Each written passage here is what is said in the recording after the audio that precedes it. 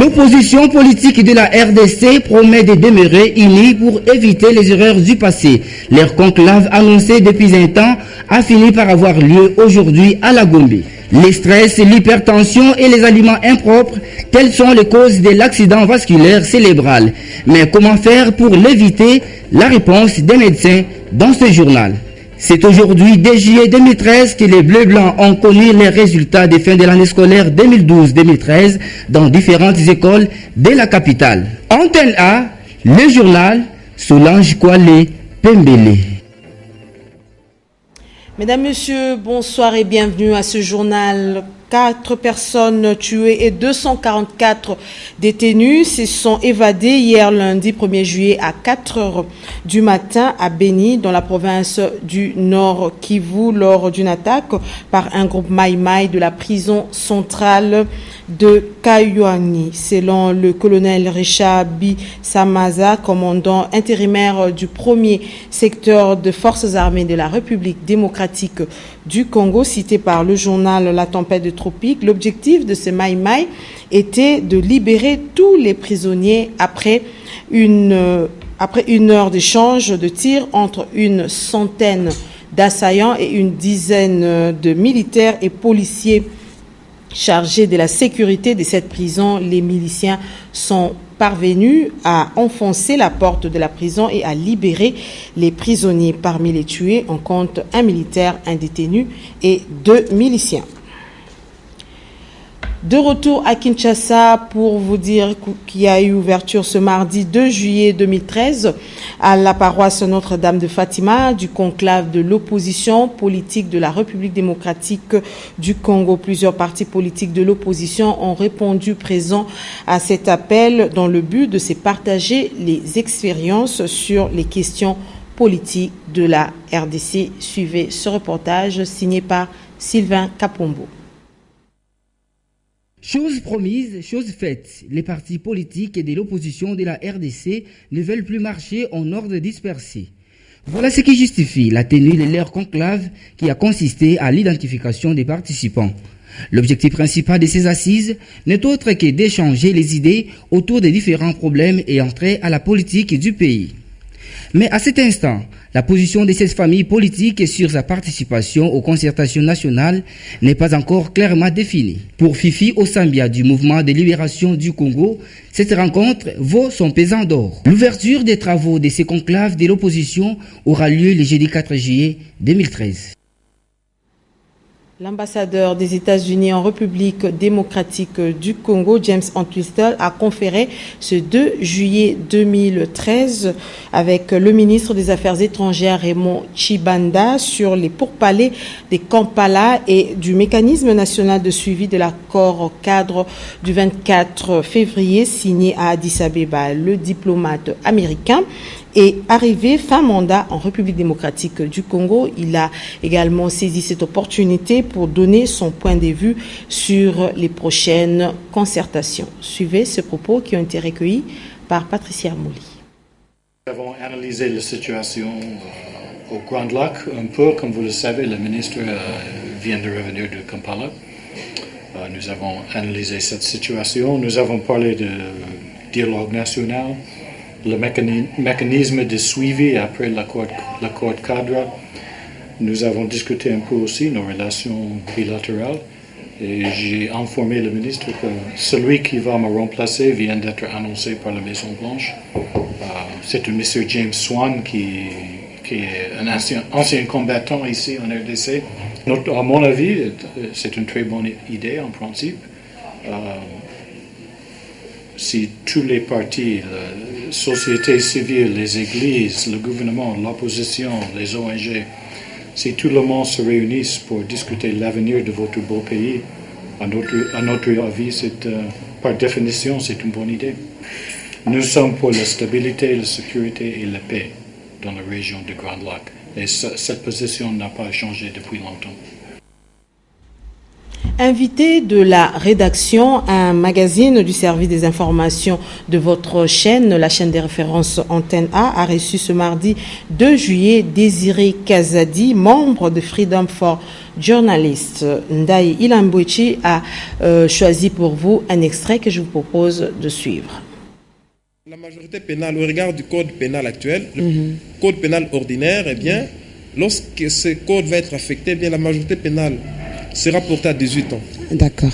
Et les peines seront identiques aussi bien pour le complice que pour l'auteur intellectuel, l'auteur matériel.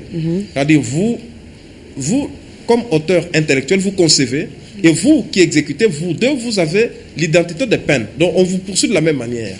Que cela relève du pouvoir du parquet et donc du procureur de la Cour pénale internationale qui, très généralement, selon des procédures, demande à ce que des mandats d'arrêt soient livrés. Et les mandats d'arrêt, ce n'est pas le procureur qui les émet. Les mandats d'arrêt sont émis par la chambre préliminaire. Et bon, maintenant vous vous dites, mais pourquoi seulement des Africains? Non, mais je vous apprends qu'il y a certains pays d'Asie aussi, qui, d'ailleurs, j'ai lu dernièrement, le parquet veut ouvrir une enquête sur la flottille du côté de la Palestine. Vous savez, entre Israël et la Palestine, eh bien, vous savez, c'est deux pays qui vivent en chaîne de faïence. Au moment où je vous parle, vous le savez, sans qu'il est déjà en dehors des murs de la CPI. Oui, mais le procureur est allé en appel. Et je crois qu'il a saisi la chambre d'appel. Bon, laissons la chambre statuer sur ça, mais au moment où nous parlons, Ngudjolo est en dehors de Scheveningen. Et donc, nous laissons la procédure aller et il reviendra à la chambre de pouvoir statuer là-dessus. C'est une procédure tout à fait normale. Veiller à la tranquillité de la population civile, c'est le rôle de la police qui doit sécuriser les personnes et leurs biens. À la parade organisée lundi 1er juillet à la maison communale de Kinshasa, le major Dani Oleko a rappelé à l'ordre les policiers de cette commune et leur a exhorté à mettre fin au désordre. Jenny Tambwe, Sylvain Kapombo et Gadi Molicho, commentaire et images. Au cours de cette parade, le major Dani Oleko, commandant SIAT Kinshasa, a exhorté les hommes en uniforme et que le rôle de la police de proximité est celui de protéger la population civile et leurs biens. Au cas où les policiers remarqueraient une déviation dans la façon de se conduire, il a en tant que représentant de l'appareil de l'État l'obligation d'orienter les civils. Quant aux différentes tracasseries observées au marché central et ailleurs, le major Dani Oleko a promis de mettre de l'ordre. Il faut que les gens sachent que la JIP est à leur disposition. À tout moment, si notre population est lésée, qu'ils n'hésitent pas à faire appel à la police. Et la police est là 24 sur 24 pour les interventions. Il faut que nous soyons en collaboration parce que l'affaire de la sécurité, je peux dire que ce n'est pas la police elle-même. Il faut que la population aussi puisse nous accompagner. La police en RDC prône aujourd'hui l'approche de la police de proximité. C'est dire que ce corps envisage se rapprocher de la population civile en vue de lui garantir la paix, la quiétude, jour après jour. Pour ce qui est de la santé publique, le ministre de ces secteurs, Félix Kabange, a effectué une descente sur le terrain le lundi 1er juillet 2013 dans le quartier Kingabwa. Nous sommes là dans la commune de Limete. Il a tenu à vérifier de visu l'état de fonctionnement des laboratoires pharmaceutiques et de qualité des produits qui y sont fabriqués au Gardé. Dans sa suite, nous avons remarqué Patricia Amouli et Juzen Belebele. Le laboratoire MOAC a été le premier à recevoir le ministre, les inspecteurs et la direction de la pharmacie et des médicaments. Il a été scellé il y a 3 mois, faute de non-respect de normes. Aujourd'hui, les résultats sont positifs. Le ministre de la Santé ne cache pas sa satisfaction. Le responsable est venu demander l'autorisation qu'on puisse ouvrir juste pour faire les travaux. Avec les inspecteurs de la 3e direction, nous avons donné l'autorisation pour qu'on commence la réhabilitation du bâtiment. Aujourd'hui, je suis fier, je pense que nous venons de faire le tour avec vous et je reviendrai dans 2 semaines pour inaugurer et lancer les travaux ou la production dans cette usine. À quelques mètres de là, la délégation du ministre se rend à Corea Pharma où les conditions hygiéniques ne remplissent pas les normes. Ce laboratoire est soumis à l'administration de la 3e direction, celle de pharmacie et du médicament. Ensemble, ils travailleront pour que celui-ci rentre dans les normes. Aucun produit qui est utilisé dans votre industrie, malheureusement, n'est étiqueté. Nous ne savons même pas quel jour c'est entré chez vous et si les analyses ont été faites ou pas. 3. Aucun appareil ici chez vous, malheureusement, ne parle. Nous ne savons dans quel état se trouvent les appareils que vous utilisez. 4. Vous faites cohabiter dans une même unité le mélange, la production, l'emballage, tout se fait au même endroit.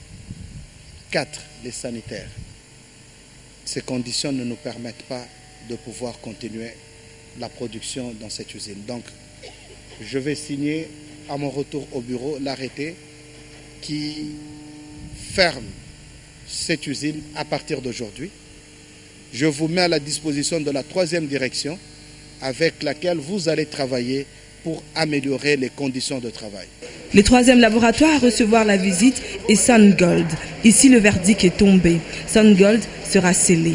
De là, le ministre se rend à AV Pharma où toutes les normes sont requises mais n'attend que l'autorisation de fonctionnement. Sur son chemin, il s'arrête à la police judiciaire et s'assure que les produits saisis sont arrivés à destination. La dernière étape est celle du dépôt pharmaceutique Unique Pharma où Félix Kabongue vérifie qu'un de produits interdits de fabrication n'a pas été mis sur le marché. Ainsi s'achève cette première étape de la visite d'inspection effectuée par le ministre de la Santé, Félix Kabongue. Vous avez certainement reconnu la voix de Patricia Bassois et non de Patricia Amouli. L'accident vasculaire cérébral n'est pas que l'apanage des personnes âgées comme dans le temps. Aujourd'hui, même les jeunes en sont victimes. Le stress, l'hypertension et les aliments impropres en sont la cause. Cette maladie peut être évitée en consommant les fruits, des légumes et en pratiquant plutôt un exercice physique régulier, foi du docteur Aimé Malambou, médecin général du centre médical de l'ex-ONATRA. Suivez ce reportage. L'accident vasculaire cérébral est défini en médecine comme l'obstruction ou la rupture d'un vaisseau transportant le sang dans le cerveau en mettant en danger le fonctionnement d'une ou plusieurs zones du cerveau. Depuis un certain temps, le taux de mortalité a augmenté de 20%, soit 33 000 décès dans le monde par an. Selon les statistiques, l'on dénombre 771 000 personnes souffrant de l'AVC. La RDC n'est pas épargnée. Aujourd'hui, les personnes âgées et les jeunes font tous face à l'AVC qui est dû au stress et aux frustrations de la vie. L'AVC, c'est l'accident vasculo-cérébral. En fait, ce sont des troubles qui affectent les vaisseaux sanguins qui irriguent les cerveaux. Les causes des AVC sont multiples. D'abord, il y a le stress. Il y a l'âge. Il y a certaines maladies, notamment l'hypertension et le diabète. Parmi les symptômes, on note aussi des problèmes de vision, de vomissement, la paralysie qui se manifeste du côté gauche ou droit. Quels sont alors les moyens de prévention? Ceux qui ont déjà souffert de l'AVC, ils n'ont pas à désespérer. Ils doivent consulter régulièrement leur médecin pour la prise en charge surtout des séquelles. Et à chaque fois qu'il y a un problème, qu'ils aillent vers leur médecin, ils doivent à la première crise, on doit avoir identifié la cause et pour ce, les suivis doivent être plus orientés vers cette cause-là. Éviter les graisses d'origine animale, les charcuteries, éviter les œufs qu'on nous vend ici qui ont déjà plus de 21 jours, c'est impropre à la consommation. avoir plus un régime végétarien avec des fruits. Il est aussi conseillé de faire un check-up régulier pour éviter cette maladie. Dans un autre registre, on note que les 100 bus mis en circulation par le gouvernement congolais roulent sans problème depuis hier lundi sur les artères de la ville de Kinshasa. On ne parle presque plus de difficultés de transport, mais une catégorie des passagers tels que les agents de la Croix-Rouge réclament plutôt la gratuité. Mis en circulation depuis dimanche 30 juin dernier, les bus Transco roulent dans la ville de Kinshasa à seulement 500 francs congolais et quelle que soit la distance. En très bon état, il n'y a pas de problème. Sauf nous avons un peu de dérangement avec le bus dans la route. Tous nos arrêts sont abondés, vraiment il n'y a pas moyen de stationner dans nos arrêts. Donc nous sommes obligés de dépasser l'arrêt et puis aller stationner devant l'arrêt. Lorsque les places assises sont occupées, les passagers peuvent même rester debout durant le trajet car le chauffeur conduit en toute sécurité. Les secouristes pour la Croix-Rouge, c'est l'injustice que le gouvernement a fait. Il faut que le gouvernement pense à la Croix-Rouge. Il faut qu'il pense aux secouristes de la Croix-Rouge puisqu'ils travaillent bénévolement et ne sont pas payés. Si les soldats en tenue ne payent pas leur ticket, ceux de la Croix-Rouge sont tenus de le faire. Entre-temps, la population réclame la gratuité du transport en commun. Quoi qu'il en soit, la mise en circulation de ces bus va sensiblement réduire les difficultés du transport à Kinshasa. Il n'y a pas de saut métier, il n'y a que de sautes gens, dit l'adage. Le cantonnage jeté dans les oubliettes a refait surface à Kinshasa, mais les cantonniers, eux, sont à la merci de plusieurs dangers. Ils ont égrené leurs difficultés dans ce reportage signé par Chris Mouzir, Africa Mujinga et David Tembeni. Une initiative louable, les cantonniers des années de la colonie belge a refait surface. Si jadis ils étaient répertoriés par l'État avec matricule, cela n'est plus le cas. On les voit balayer les artères de Kinshasa, ramasser les ordures et l'ONG Usafi s'attelle à curer et désherber la voirie dans la partie ouest de la capitale Kinshasa. Le travail se passe en bonne et due forme. Mais nous réclamons les cartes et les numéros matricules. Les cantonniers s'activent à rendre propre la ville et ne s'expliquent pas comment ne pas respecter notre cadre de vie. Assainissement est très mal perçu ou ne pas bien perçu dans la tête de la plupart des Kinois. Lorsque ces agents travaillent, les agents commis à l'assainissement, ils sont butés à un problème. Les gens n'ont pas, sur le plan mental, l'idée assainir la ville, rendre propre la ville.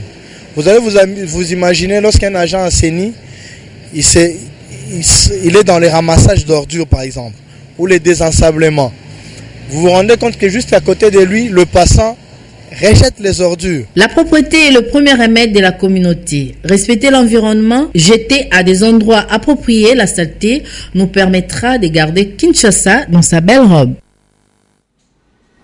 L'actualité en République démocratique du Congo reste également dominée par la clôture de l'année scolaire 2012-2013. En effet, au collège Boboto, la fin de l'année scolaire a été marquée par la remise ce 2 juillet du prix d'excellence Nicolas Kahacha aux élèves ayant obtenu les meilleurs pourcentages. 2 élèves se sont détachés du lot, à savoir Lukumu Kibala de la première primaire avec 90,1% et Benjamin Kataliko de la 3e secondaire avec 87,7%. Polydor Ngaziami nous en parle.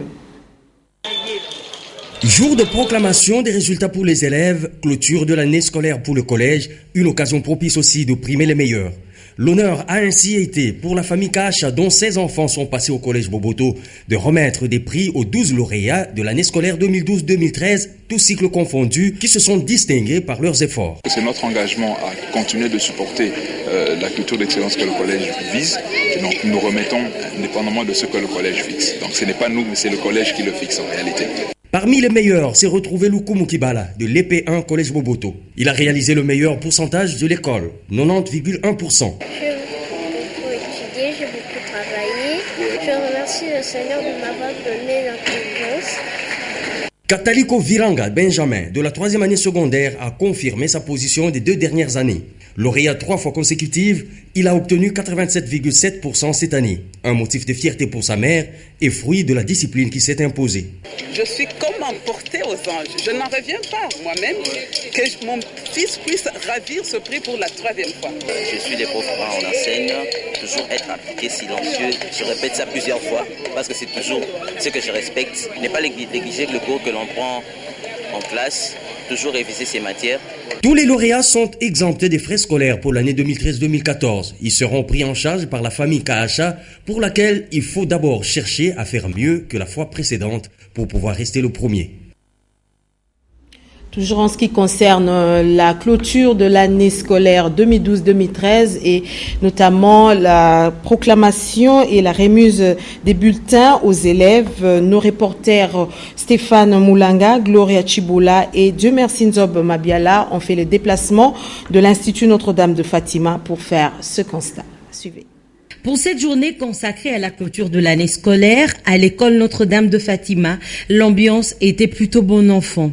La plupart d'élèves trouvés sur place n'ont pas voulu s'exprimer sous prétexte qu'ils ne connaissaient pas leur sort. Mais malgré les difficultés rencontrées au cours de l'année, il y a beaucoup de réussites. L'année s'était bien déroulée, bien s'il y avait des difficultés au début de l'année, au milieu de l'année, mais l'année s'est bien débutée. Et puis je me suis bien démêlée à l'année et puis j'ai réussi à la 2e de la classe. Que vivent les vacances en attendant la rentrée scolaire 2013-2014 qui s'ouvre le 2 septembre prochain. Parlons sport maintenant. Commencé au mois de février 2013, la Ligue nationale de football n'a pris fin qu'à la phase aller. Une décision prise par la FECOFA, la Linafoot et les 4 clubs phares de la République démocratique du Congo. Reportage signé Patrick Borel-Moukedi. Pour cette journée consacrée à la clôture de l'année scolaire à l'école Notre-Dame de Fatima, l'ambiance était plutôt bon enfant. La plupart d'élèves trouvés sur place n'ont pas voulu s'exprimer sous prétexte qu'ils ne connaissaient pas leur sort. Mais malgré les difficultés rencontrées au cours de l'année, il y a beaucoup de réussites. L'année s'était bien déroulée, bien s'il y avait des difficultés. Pour cette journée consacrée à la clôture de l'année scolaire à l'école Notre-Dame de Fatima, l'ambiance était plutôt bon enfant. La plupart d'élèves trouvés sur place n'ont pas voulu s'exprimer sous prétexte. La 18e édition de la Ligue nationale de football division 1 ne s'est jouée qu'en une seule manche. Cette décision a été prise par consensus des 4 grands clubs de la capitale, à savoir les Dauphins de l'Asvel Club, les Corbeaux de TP Mazembe, les Cheminots de Saint-Éloi-le-Popo et les Tupamaros de DC Motema Pembe. Le secrétaire général de la Fédération congolaise de football, Badi Ediba, éclaire le féru de la discipline roi. Nous avons compris que la phase aller du championnat de la division 1 s'était arrêtée à la date du 26 juin et que tous les clubs ont joué le même nombre de matchs. Mais il y a eu un calendrier qui est sorti qui fixait la manche retour, je crois, au 3 juillet et que c'était seulement pour 6 journées. Alors nous nous sommes dit, bon, autant mieux ne pas continuer pour ne pas arriver à la fin. Cette décision, avalisée par les sociétaires, leur permettra de bien se préparer pour un bon début de la saison sportive 2013-2014. Mais la RDC sera représentée en compétition africaine par 2 clubs de Lubumbashi, Mazembe et Don Bosco, et 20 clubs de Kinshasa. Mesdames, Messieurs, toutes nos excuses pour les désagréments que vous avez constatés au début justement du lancement de ce reportage sur la Linafoot. Maintenant, nous laissons la place à Polydor Ngaziami qui a sélectionné et commenté les journaux parus ce matin à Kinshasa. Revue de presse.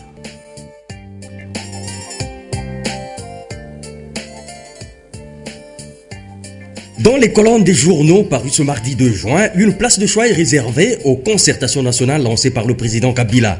À propos, la référence Plus fait savoir que l'opposition souscrit à un dialogue inclusif.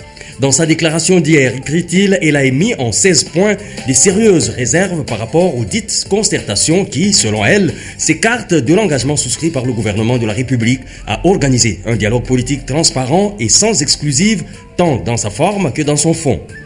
Mais des contradictions demeurent toujours au sein de cette famille politique. En effet, écrit Forum des As, Tout en reconnaissant Kabila comme chef de l'État et donc garant de la Constitution, des opposants non tshisekédistes dénient à ce dernier le pouvoir de fixer les contours de la grand-messe à venir. Après avoir souscrit à l'initiative présidentielle et participé aux préconcertations, des partis, groupes parlementaires et personnalités de l'opposition donnent l'impression de vouloir une chose et son contraire. Et selon le pouvoir du peuple, l'opposition pose des conditions pour sa participation aux concertations. Parmi elles, la libération des opposants politiques et la réouverture des chaînes de télévision d'obédience oppositionnelle. Mais malgré la menace de boycott affiche la prospérité, la main de Kabila reste tendue à l'opposition. Affaire Malou Malou, le phare y revient pour soutenir que la majorité est désemparée. Le journal indique que le désaveu du président de la CENI par le Vatican et l'ensemble des princes de l'église catholique de la RDC ne devrait pas paraître aux yeux de la majorité au pouvoir comme une simple saute d'humeur de ces porteurs de la soutane. Il s'agit d'un signal fort allant dans le sens de la désapprobation par la hiérarchie de cette confession religieuse de la manière cavalière dont la candidature de ce prêtre a été endossée par une société civile dans laquelle elle ne se reconnaît pas. Les dépêches de Brazzaville signalent les inquiétudes dans les rangs de la CENI, inquiétudes qui sont susceptibles d'entamer le processus électoral. Et pour cause, l'agitation constatée parmi ses membres à la suite de la confirmation par l'abbé Malou Malou lors de la séance inaugurale de l'Assemblée plénière de sa restructuration prochaine. Nouveau rapport de l'ONU sur la situation en RDC, le guide en parle et relève que le dit rapport intermédiaire du groupe d'experts de l'ONU, divulgué le week-end dernier par Inner City Press, révèle que le soutien du Rwanda au M23 est désormais limité. Avec 1500 rebelles répartis sur une superficie de 700 km², le M23 est anémié. D'après ce rapport, le M23 continuerait à recruter au Rwanda et enrôlerait des soldats rwandais démobilisés. Ce que confirme le Maximum qui annonce par ailleurs que Kigali prépare la guerre en faisant traverser des bataillons qui prennent position sur les collines de la région et vont jusqu'à renforcer les lignes du M23 dans l'Interland du Nord Kivu. Fin de cette revue de presse. Le prochain rendez-vous, c'est demain à la même heure et sur la même chaîne. Au revoir. Mesdames, Messieurs, ainsi s'achève cette grande édition du journal télévisé sur Antenne A. Le prochain rendez-vous avec une autre grande édition du journal télévisé, c'est demain à 19h. Je serai là pour vous informer, mais ne manquez surtout pas tous nos rendez-vous de la mi-journée. Surtout pas, j'insiste, le journal en lingala qui passe à 16h. Merci et au revoir.